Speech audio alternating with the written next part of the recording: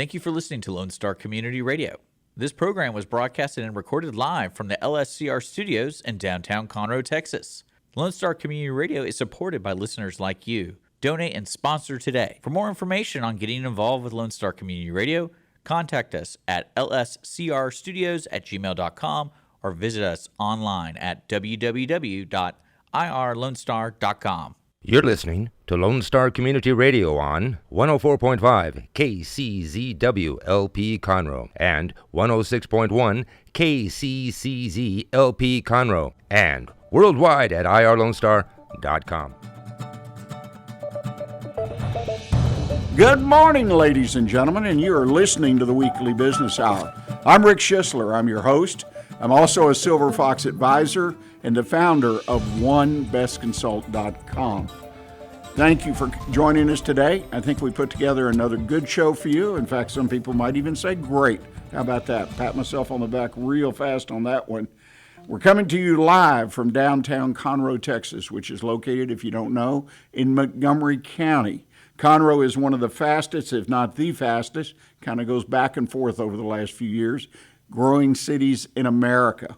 It's amazing what's happening here. The growth is all around you. In fact, on my way to the studio today, I had to stop and wait because they took the road down to one lane because they were increasing the size of the road. That's happening everywhere. So, and that was out in the country on a farm to market road. So we're in a place that we see business happening, but we recognize that other places in our country might not be as fortunate. So we try to touch on topics from time to time that relate to that. And one of those topics I'm going to touch on right now.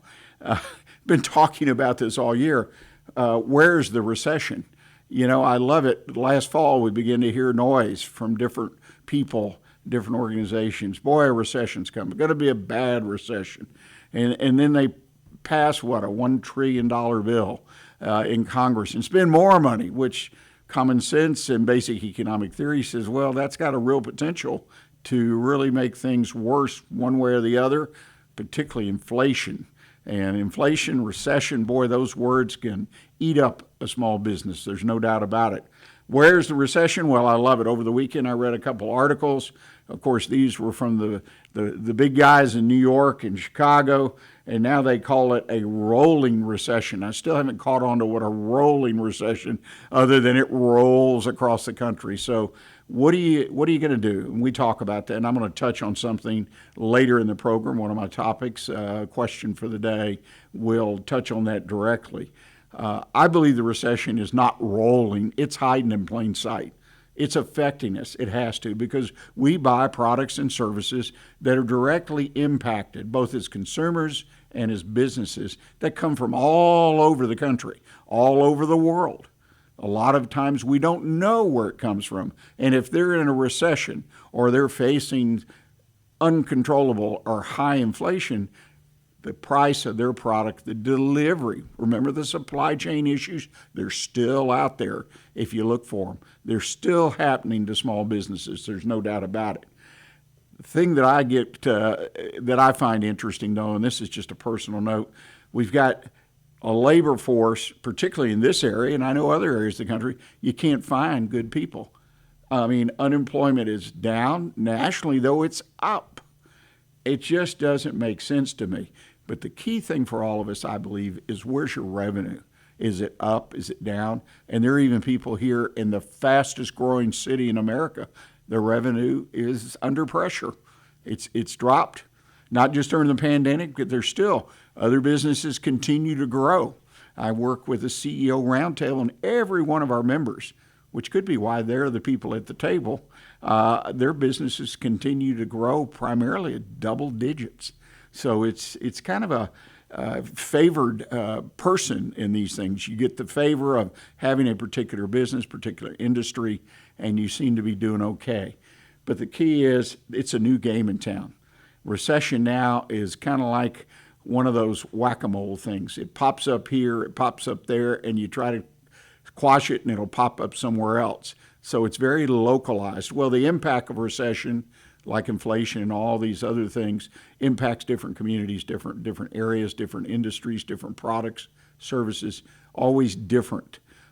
And that's a matter of degree. Here, You've got one place like here in Conroe where you don't even find it anywhere. You don't see it. It's not anywhere out there except the occasional business that may be impacted because their industry is being impacted.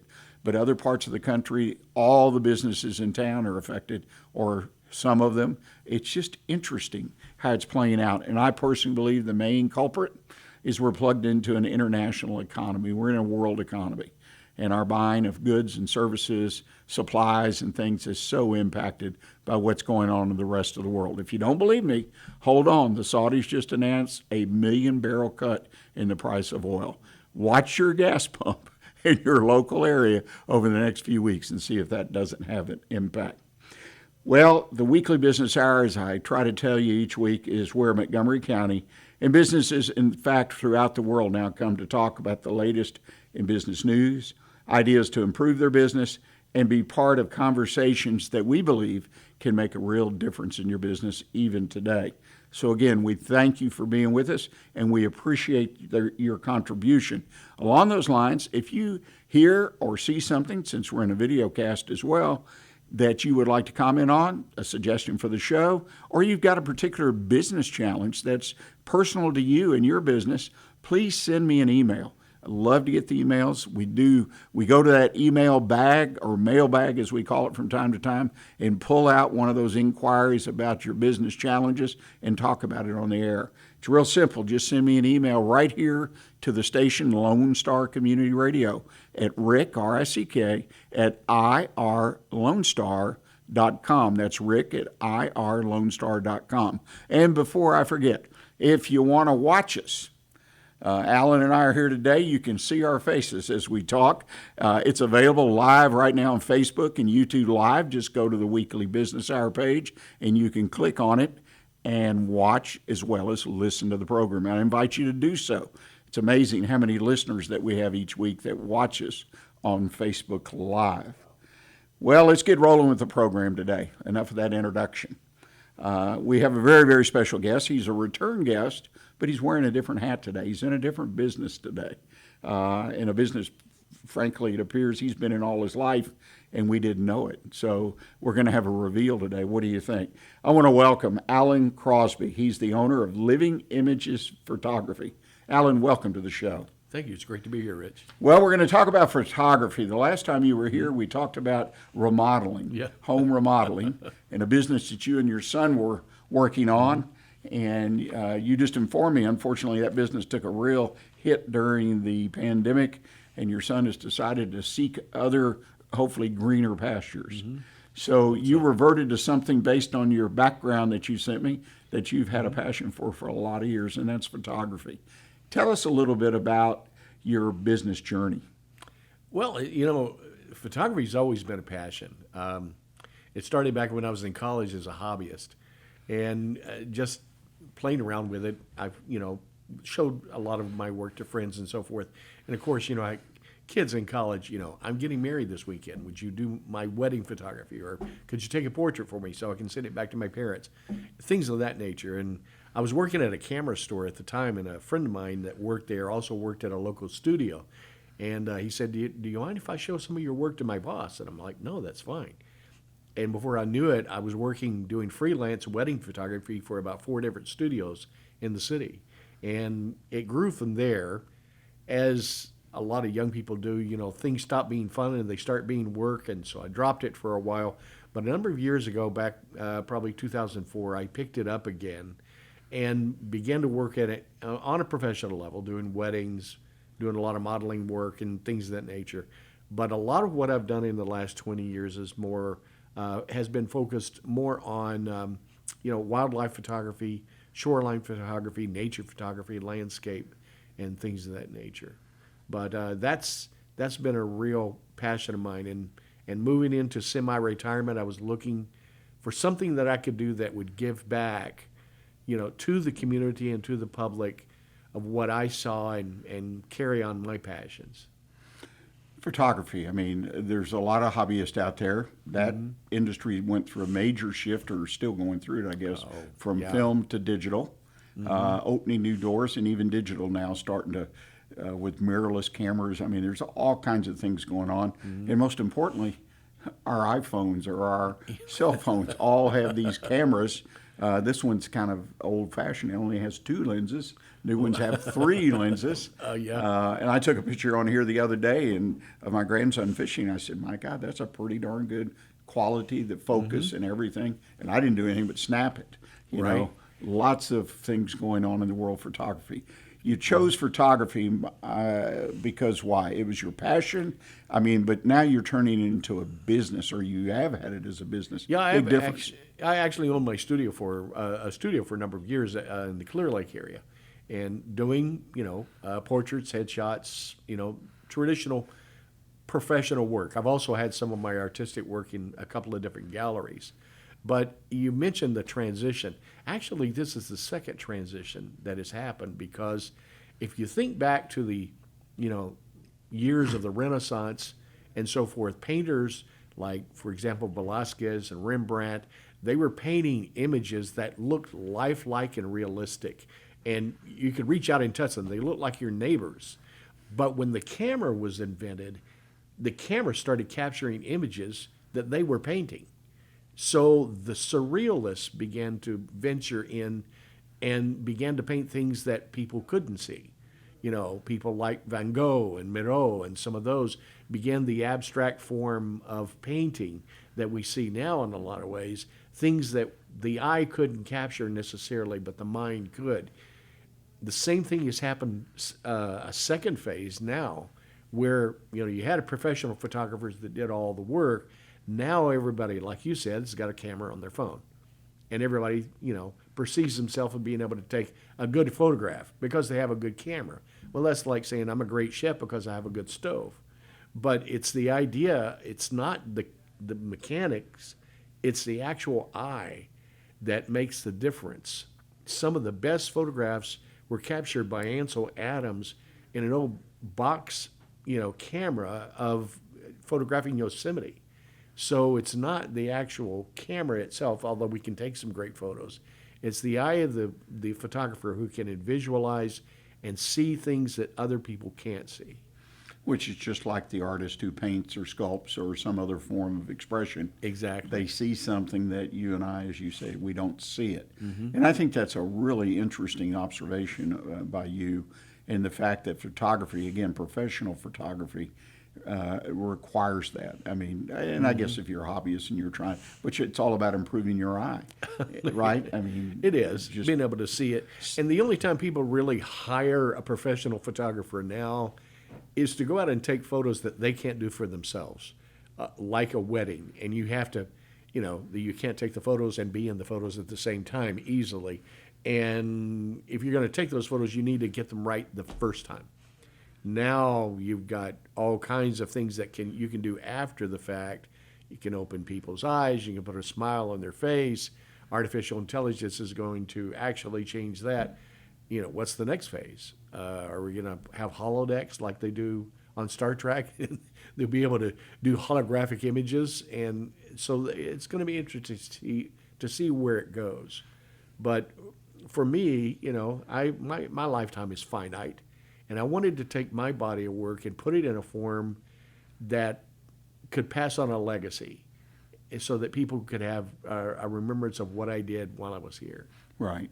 Well, that's typically a goal of most people. What is my legacy? How do I leave it? What form is it? Is it written? Is it, And I think that's interesting. Back up for a second with me. Okay. And a lot of folks don't realize, because we're here talking about business, and a professional photography is a business. It's a professional business, Right? Like lawyers, doctors, architects, engineers. They're professionals, and a photographer is a professional. There are a lot of different kinds of photography out there, professional. Share kind of a quick list with our listeners, so they may know it, but they may not. Well, professional photography, ranges everything from commercial photography, where people are taking photographs of a business, buildings, maybe a plant of some type, or even parts that are being shipped out that you go on the internet, you see photographs of everything you want to buy. So somebody has to photograph that item. So there's the commercial side. There's also the portrait side where people, they need headshots, they need a professional portrait, they want a family portrait of some type, and they want it to come out great with brilliant color, brilliant clarity.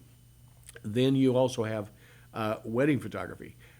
I cut my teeth doing a lot of wedding photography, and when I went back into wedding photography, the weddings went from like, a 3 or 4 hour wedding session to now the average wedding starts in the middle of the day and ends at the middle of the night. It's 12 hours on your feet, and, the older I get, the less I'm inclined to do any type of that type of work. But it's a high demand, and you have to have somebody who can get it right the first time. And, what happens when, you're halfway through the wedding and you drop your camera? Do you have backup material, equipment? Do you have more than one photographer who's taking more than one angle? So there's a lot that actually goes into that, the professional side of it. That's interesting. And then you have your wildlife, nature, fine art photography, which is a field I really love to see what people are able to create with a camera. It is. And now with the camera, you can actually do almost as much after the fact with the digital capabilities as you could before. I remember one of the popular things when I was doing portrait photography, when I first began using 35 millimeter film, was doing a portrait and maybe having a silhouette of another person up in the corner. You probably remember that face. And the only way you could do that without overlaying two negatives was to take the photograph, roll the film back to the exact spot, which is not easy to do, and take a second exposure on the same negative. And so, now you can do that very easily digitally. So a lot of things, I had to relearn photography in a lot of different ways. Well, and in the creativity part as well. I mean, geez, but that brings me to a question. I mean, every business has challenges, but also has tools to meet those challenges. And in photography, one of the things that always interested me is I consider it almost an ethical challenge of, okay, I took the picture. Now I'm going to go put it in and use some software like Photoshop. And I will completely, or have the capability of completely altering the picture. Where's the getting on and getting off? I mean, to me, that's taking the picture and just developing it more or less as it was taken. That image that I saw is one thing, is one kind of photography. To me, when you go to Photoshop and recreate it, take somebody out of the photo or whatever. Is there a getting on and getting off point there, or is it just accepted it's all in one big pot? To me, it's more of and this is a personal view, it's more of an ethical thing. Right. Where do I draw the line saying this is something that I created or something that a computer created? And there are times that, I don't mind, graphically enhancing something to the point that it enhances the color, brings it out a little more clearly, brightens it up, something, crop it differently, things of that nature. But I don't like to change it do extreme changes. I've done a few that I've used filters on and so forth just to enhance the photo. I did one, I remember when I was in Southern California, and it's in the book that I'm doing. Was out on the beach with all the cliffs and the sunshine, and sun was going down, and the sun was shining through the water spray as the water was crashing on the rocks, and I was trying to catch that that luminescent glow of the water. I was about 200 yards away from a cropping of rocks, and I caught a photograph, and I said, "This is going to be great." And when I got it back home, and I got it on the screen, what I didn't see when I snapped the photo was that about another 200 yards behind that spray of water was also another cliff with a small cave, and in that small little cutout cave of the cliff was let's say that it was a couple in an amorous moment. And to keep the photo PG rated, I did go in and edit out those two people out of the scene. But other than that, I try to keep it as close to the original as I can. Right. That's a great story. And that is one thing when you take a picture to take in everything. Right. Because I know, and I do, I'm a hobbyist. I don't even know if I've qualified as that, but to see that whole thing and what's through the range of the view, and it's you don't see everything many times, because then you sit Exactly. down and look at it, blow it up a little bit, and Right. wow, it's amazing. Some things. So I get that. I obviously probably a really good call to take that out. Alan, believe it or not, we're to the point we need to take a break, commercial Okay. break for the station, and give credit to our sponsors. Ladies and gentlemen, I hope you'll stay with us. When we come back, we're going to talk about Alan's new business, or kind of a shift in a way to maintain or create his legacy. And I think you'll be very interested on what he's done. So please stay with us. We'll be right back with you.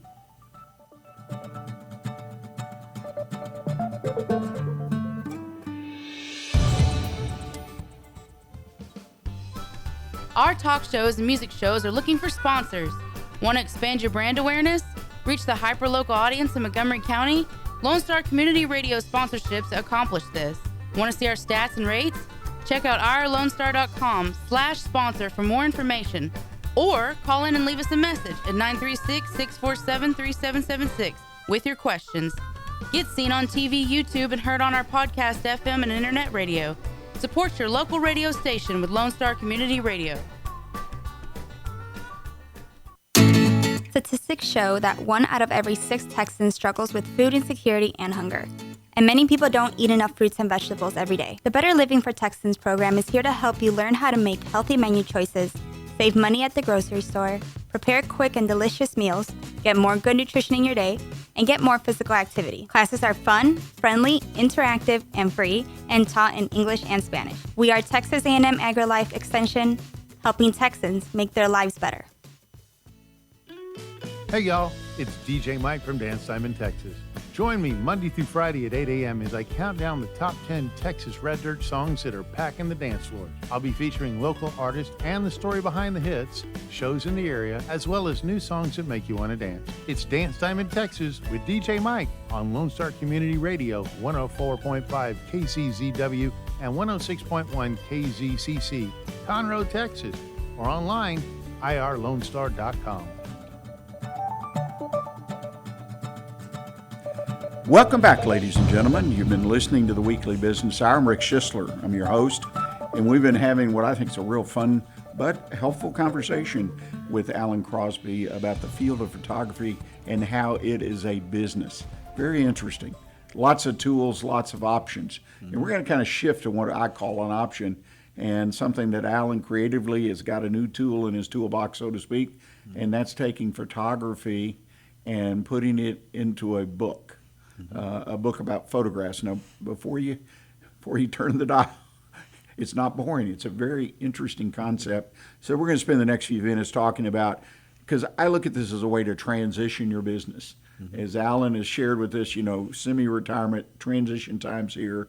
This is a way that every business has these options. They're all a little bit different, but there are ways to transition your business. And I want to listen and hear and have a conversation with Allen to see how it's going for him in transitioning his business, so to speak. So, Allen, you're creating a lasting legacy, something you mentioned earlier, alluded to something that'll be there when you're gone, and that is a book. Talk to us about how you came up with the idea of taking your photography and putting it in a print form and binding it together.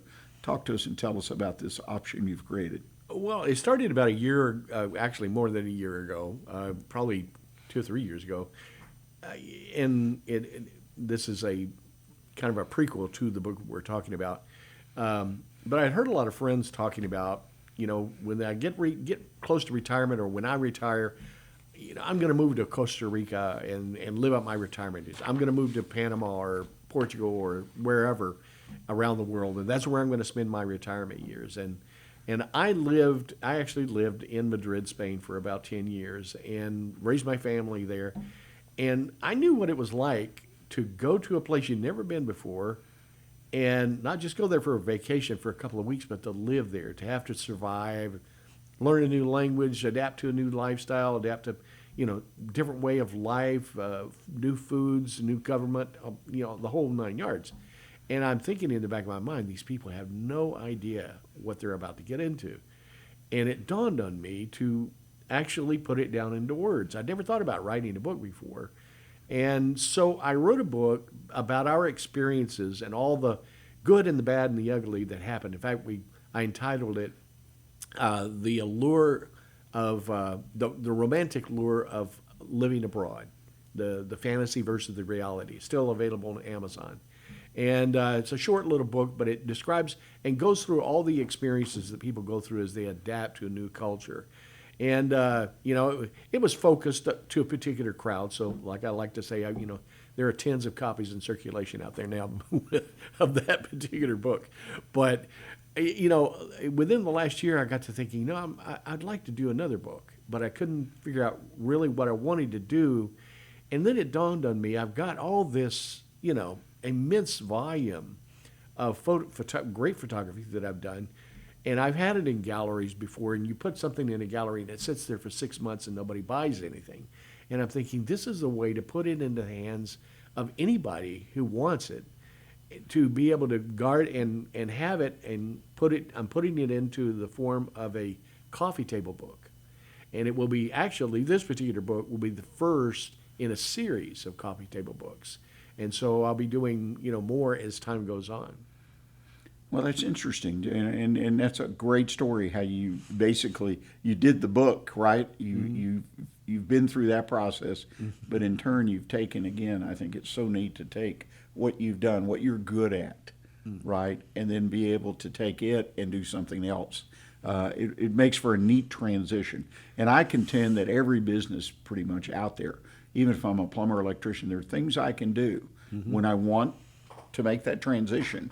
Right. I mean, I can sell my business, and we talk about that a lot, exit strategy. But there are things you can do as an electrician to transition your business. For an example, we had a good friend some years ago, and a guy who did some work, and he had a business, electrical business, had service trucks, had everything. And then he sold it, but he wanted to keep being an electrician. So he just went in the neighborhood and let everybody know he was available, and he became the neighborhood go-to guy. Yeah. And everybody knew him. He'd have a cup of coffee. I bumped into him at a donut shop down the street one day, and you just chat. He was your friend. But he got a chance to keep doing what he loved to do. He transitioned and used his skills, and he had his license. And I always thought that was interesting. Then he went on and bought buildings that needed some work, office warehouses, things like that, and refurbished them and rented them out. And he says, now when I stop being an electrician, then I have a source of income. But he used his skills as an electrician and ability to do other work to refurbish those buildings. Well, you talked to a few minutes ago about how things transitioned in photography. You and I probably come from close to the same era. My experience in photography when I was a child was a big box in my mother's closet that had this huge collection of photographs from who knows when, back in the, all the way back to the early 1900s. And you would sit there and go through it. Who is this, Mom? Who is this? And you go through a family history, and it was like browsing through your own museum, so to speak. Now, how many photographs actually make it to print that you take as a person, or hundreds on your phone? And if something were to happen to me, God forbid, one day it will, but my computer, my phone, all of that's going to disappear into a digital, some type of digital hole and not be retrieved. But to put it in this form gives you the opportunity to create a legacy that will live well beyond your years. I remember the little black and white photos from Kodak with the scalloped edges, right? Exactly. Or they were in a little book, Exactly. a little folder with a yellow. Anyway, so yeah, that's how you got history. Because hopefully you got a story. Because the face didn't mean anything to you, but when you said who's that, and then they would tell you the story about Aunt Emma or whatever and who they were, and it was I enjoyed that opportunity as well. Well, let's talk about the book a little bit more and how you go about it. I mean, you're taking your skill set. We've talked about that. You're taking your passion. Now you're going to extend that and coffee table book series. The first one is entitled It's called Seascapes. Seascapes. Okay, and that's obvious what that might be. It is actually a collection of work in and around the ocean or waterfronts. I lived in Clear Lake for about 20 years. During that period of time, I took a short jaunt and worked in Southern California for about 3 years. and gave me exposure to the West Coast. Actually, for about 3 years in when I lived in Clear Lake, I actually lived on my boat. So I actually lived on the water on Clear Lake, and have lived in Galveston as well. So it comes from that area of experience and the collection of images from that time. So it's living experience is what it is. Exactly. Did you ever make it to the Atlantic? I'm just curious. To the Atlantic, I've been to the Atlantic, But I mean, never as far lived as there. living, yeah. No, never lived there. Yeah, there's, it's interesting. They're all different, right? The land, the seascapes in all of them. Very. The opportunity to photograph. What are some of the things you're going to be offering in the future, just so people get an idea? You got the Seascapes book. You mentioned it was part of a series. Yes. What will the next books potentially look like? I don't know exactly what order they will be in, but one of the themes that I'm focusing on is given my background in Spanish history, living in Spain, are the Spanish missions of Texas. Some of us, when you think of the Spanish missions, you think of the Alamo, of course. But in San Antonio alone, there are 6 Spanish missions. If you go down the old mission trail, they date back to the earliest times that Spaniards were here, the explorers were here in the state. But in the state of Texas, there are over 150 Spanish missions. Oh, wow. Some of them were destroyed. You can go to the site where they were, but there's no structure that's there. But there are over 150 Spanish missions that were established in the state. Also would like to do one on West Texas. I graduated high school in Northwest Texas on farming, ranching territory. I had 35 people in my class. Very small community. My brother still lives there. He's a rancher.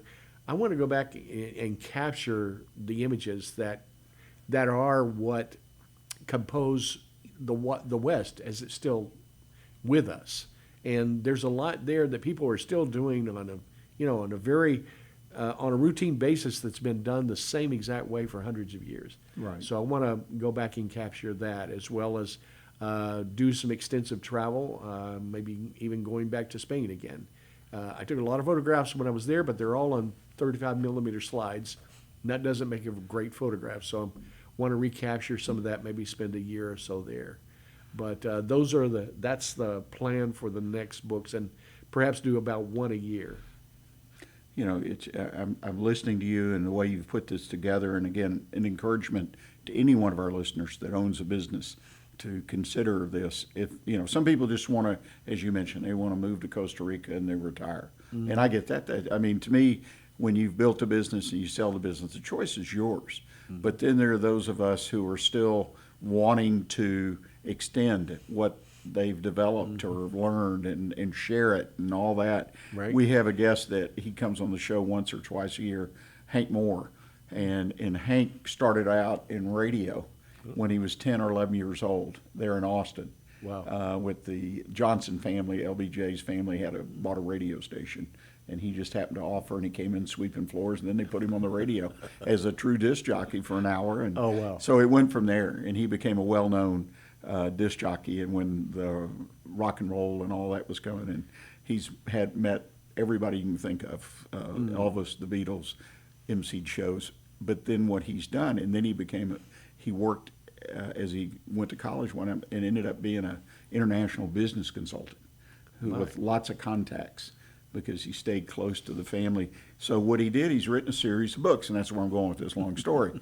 And it's interesting. So he's written 6 or 7, I know I'll get the number wrong, business books. And they're about different phases of business, and they're geared towards any type of business, corporate, big company, small company.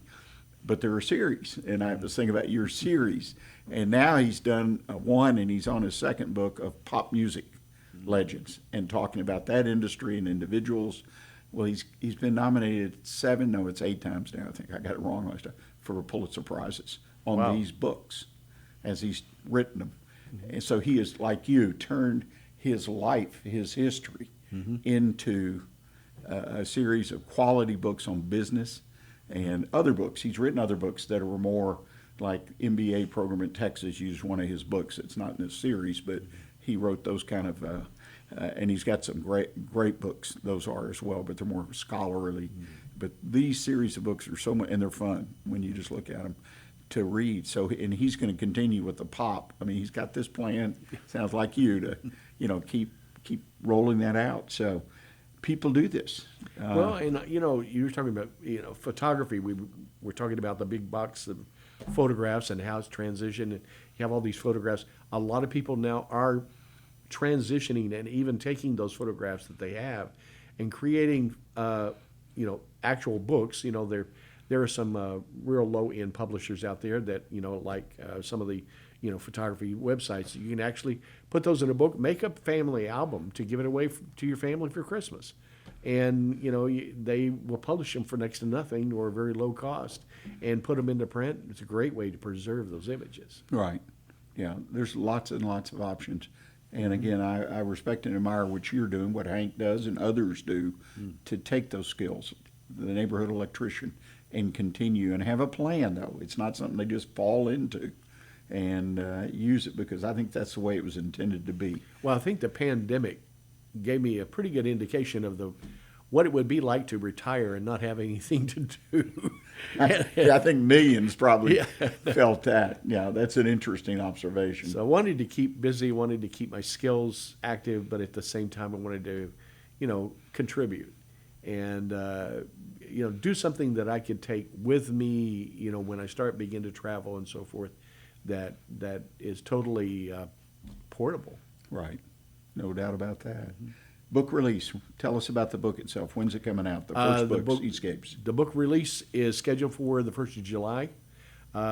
We're actually doing a pre-sale right now on the books where someone can order the book at a lower price than it will actually be available online when it actually is released. We're giving a discount to pre-sales.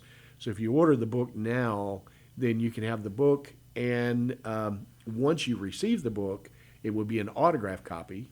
And when you go through the book and you find an image you love, we'll include with that a free print that's suitable for framing. Oh, wow. Yeah, so, Unique offer. It'll be 11 by 14 print that, you can put in a frame. But that's all part of that package on the pre-sale between now and July the 1st. Now, how do people take advantage of that? Where do they go? They can go to my website, which is Living Images Photography. It's a virtual gallery. It's called Living Images Photography. I think it's a virtual gallery. Okay. And they can go there, get the information there, or get the information directly. If they want to email me, that's fine. I'm at Living Images Photography, TX as in Texas, .gmail. Okay. .com. And the website, I assume, is .com? Actually, I'm using the Facebook page as my landing page at this point.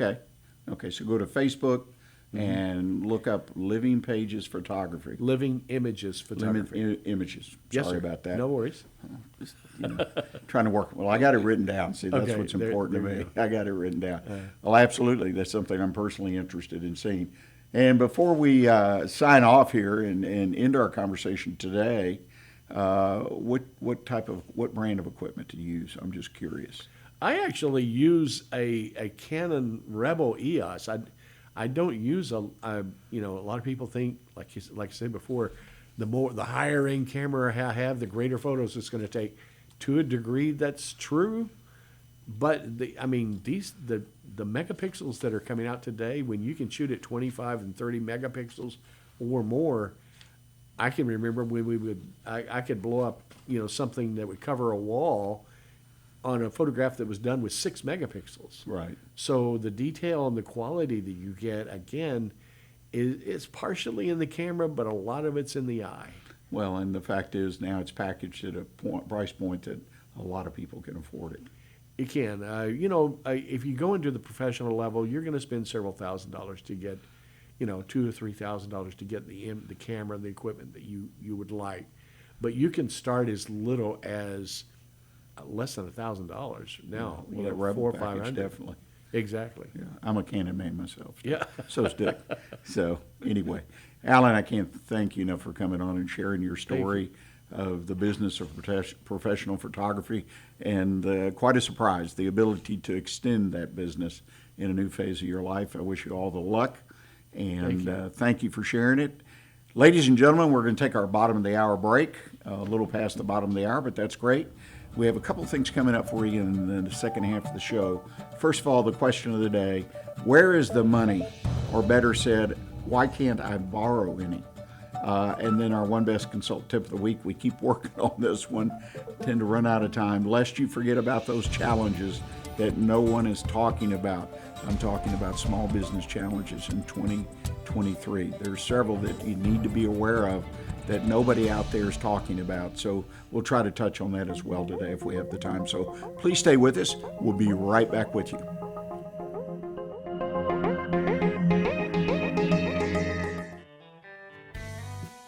A Lone Star Community Radio is Montgomery County's radio station with talk, music, weather, and traffic for Montgomery County. Have a question or comment about one of our shows? Want to know how to reach a host? Just contact the station at irlonestar.com or call in and leave a message at 936-647-3776. Get involved with your community with Lone Star Community Radio. Every Friday, tune into Texas Ticket on Conroe's 104.5 and 106.1 FM with Armando Nino of Gold Lake Conroe, focusing on Montgomery County area events and places. Get a feel of the Texas spirit at the event, paired with guest and vendor interviews, event coverage, and ticket giveaways, and so much more. Join us Fridays and punch your Texas Ticket. For more information on the show, visit irlonestar.com/Texas Ticket. Did you know that there are over 153 million orphans in the world today? The sad reality is 99% of those kids will likely never be adopted. Core Love is an organization right here in Conroe that takes care of orphan children in Haiti, Honduras, and India. We bring the love of Jesus by providing their 6 basic needs of clean water, proper food, healthcare, education, job skills, and a loving home. Visit corelove.org, that's CORELUV.org. Will you help defend the orphan?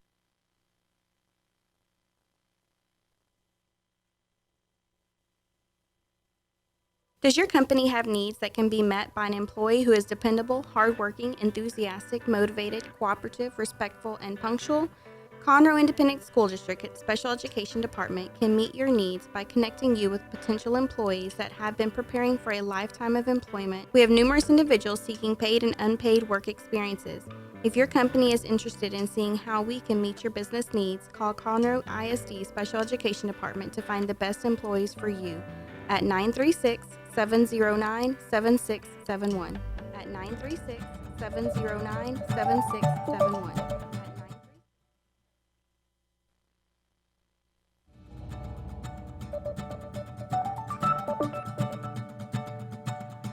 Welcome back, ladies and gentlemen. You're listening to the Weekly Business Hour. I'm Rick Schissler, and I'm proud to be your host of the program here today. I want to remind you once again, if you have a comment about the show or you have a challenge in your business, we'd love to get those because that's what I do. I'm a business advisor. I actually mentor a CEO roundtable of really smart, successful business people here in the Conroe area. So send us your challenges, your comments, suggestions. Very simple. Send it to Rick, R-I-C-K, at irlonestar.com. That's Rick at irlonestar.com. Okay, where's the money? That reminds me of that old slogan, where's the beef? Most of us will remember that. Well, where's the money? The fact is that the banks are tightening their requirements. Now, some size banks more than others. And I caught a great article this weekend that kind of capsulized a lot of it. Ruth Simon writes in the Wall Street Journal, and her articles relate particularly to smaller businesses. And I always find them very interesting, very to the point, lots of support in statistics and facts for what she comments on. And I encourage you, if you want to follow somebody that can give you an article once a week just to look over on topics that definitely have impact on your business. You may not even realize it. But what's happening with the banks, just to kind of put it all down in a small package, is we've had some big banks fail, and everybody should be aware of that and the impact and say, well, that doesn't bother me. I'm here in Conroe, Texas. But it does. It reverberates through the system. And what's happening is the banks particularly in this case, the medium and local banks at this point are tightening up their lending requirements. They're tightening up the number of loans they make. And see, tightening these lending standards and requirements, you can still get a loan in some cases from these banks, but you're going to pay a very high price. And that was one thing I was really surprised. Some of you may have known it. I felt kind of out of touch. But over the last year, interest rates have doubled and tripled.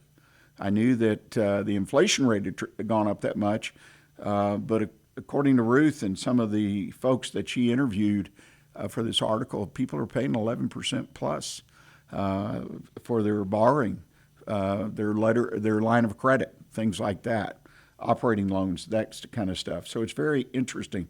But what concerns me most for you and for everyone out there is being able to locate and find the money you need, either to expand your business or your line of credit that you draw down when business slows down, and it may have slowed down in the same months, same period of time for the same reasons for years. But still, getting that line of credit is a little more difficult. There are businesses that are having their lines of credit cut back because their revenue has dipped somewhat, and it's just amazing. So it becomes a situation where, one, you find it more difficult to get a loan. You're getting your credit lines, et cetera, cut. Stricter terms are being put on you. Obviously, higher borrowing costs. The banks are making more because they're paying more for their deposits.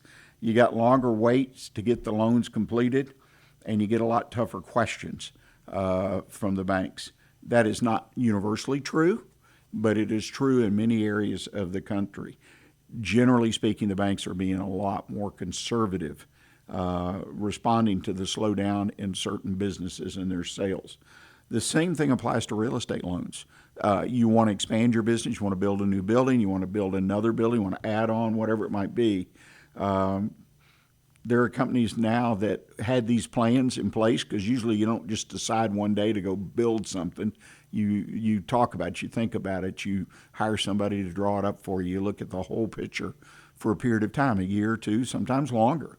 Now you go to the bank and you've got it all set up. You've talked to the banker before. You've been given even a price sheet, offer sheet on the terms and this, and you find out it doesn't apply anymore. It applied 6 months ago, but it doesn't apply now. The rates have gone up. The collateral's gone up. There's all kinds of things that are happening. In the article, Ms. Simon reported, based on a release from the Federal Reserve Board in May, that nearly half of the banks, all sizes, reported stricter loan standards for small business in the past 3 months. And more than half said they expect to tighten those lending standards further in 2023. So if you're in the market and you want to borrow money, you may need to borrow money, okay, to get through a slowdown or something. Be careful. I mean, you need to prepare as far as in advance as you can. In another survey conducted by Goldman Sachs recently, 77% of small business surveyed said, this was in April of this year, were concerned about their ability to access capital. A year earlier, it was only 23%. That's a really, really high percentage. One of the things you can do is that you may need to change your business model, because you will not be able to depend on a bank to lend you that money because of all the different things. And again, they may lend it, but it's going to cost you 11% in some cases. I mean, that is an amazing number for an operating loan, a line of credit, et cetera. So these kind of things are happening. Be aware of them. Thank you to Ms. Simon for her great article she writes. And again, I encourage you, look her up, Ruth Simon. She writes for the Wall Street Journal and I'm sure other sources. Great information for us in small business. Well, the One Best Consult tip of the week, one I've been trying to talk about for some time, and it was about entitled, Don't Forget About the Challenges That No One is Talking About, or Lest We Forget. Lots and lots of conversation. We got this rolling recession, which I think is hidden in plain view, and we talked about that today. But there are issues out there that we as businesses, we don't hear about it, and fortunately we don't think about it. and they're issues that can make a huge difference. The number one thing is, and I encourage everyone in small business that I work with, whether it's a CEO roundtable or whether it's individuals in my work as a Silver Fox advisor, you're going to have to try your best to understand broader economic conditions. In other words, you're going to have to spend a little bit of time, 15, 20, 30 minutes, I don't know what the time frame, and read Ruth Simon, read other resources, listen to podcasts. Try to stay up with what's going on in the economy. You don't need to take a test. You don't need to stand up in front of a crowd and give a speech on it. But you need to make sure you have a current understanding of what's going on. Federal Reserve, month to month, everybody watches. They're going to raise interest more. They're going to lower it. Some of this is a little too intense for me as a small business owner, but you need to be aware of things like that. Supply chain disruptions are still out there. And if you're not being impacted today, you very well could be impacted next month. They're still going on. They're not getting as much press as they used to, but look around. Look at some of the things you and your family buy. You put your ear to the ground, you're going to hear about something going on right now. Usually today, my experience in the last 6 to 12 months is price for something that you buy on a repetitive basis jumps unbelievable, 20, 30, 50%. And you wonder what the hell's going on. It's not a unique product, it's, or service, but when you back up and you take a look at it, switch, in my case, I've tried to find alternatives, but 6 months later, 3 months later, the prices drop back. That's a supply chain disruption. It's just a message that we're given. Labor shortages, rising energy cost. Who knows where we'll go with energy costs with all this push related to climate change that seems totally chaotic and out of control. These are the kind of things that you need to be aware of. A second thing is finding customers when your business is not a household name. That is so important of getting customers in. You need to do what you can do to optimize, to put your name out there, your website. Make sure it is the very best it can be in drawing people to it when they need your product and service. This, yes, means you need to engage a quality web designer company. There's some good companies in the market. For years, there were so many fakes. So many promised all this stuff they never could deliver. I'm talking about somebody you can get referred to, somebody else has used. It's not about the prettiest website, it's what's in the background, the SEO, the ability to draw people to that. And continuing your efforts, I hope your efforts, to establish yourself as an expert in your industry. And that leads into a third one I'll talk about today, and that's brand awareness, making people aware of your brand, building loyalty, most importantly, building customer relations, step by step by step. We've all experienced that, and I hope most, if not all of you, do it. You take steps every day, and that doesn't mean taking a customer call with someone who's upset and you satisfy them. That's part of it, yes, but there are lots of things you can do to build a customer. Next week, I will share some of those that I've experienced, that I've been told about, that are simple in what you can do in your business to further build your relationships with your customers. Well, ladies and gentlemen, I want to thank you for joining us today. Hope you've enjoyed the program. I want to thank Allen Crosby for coming in and sharing his business journey, as well as his adjustment and shift in his career and what he's doing, and taking all the stuff he's done in his life and putting it to work, continuing to put it to work. Please put a note in your calendar. Next week, 11 a.m. on Monday, we'll be right here. You can find us live at irlonestar.com, YouTube, Facebook, we've talked about it, and a copy of today's video and audio podcast will be available in a day or two. Just go to Facebook, YouTube, many other social and business sites, type in the Weekly Business Hour, and you can click and listen to our most recent program. Until next week, I encourage you, as always, stay engaged and keep your focus on what counts in your business. Thanks.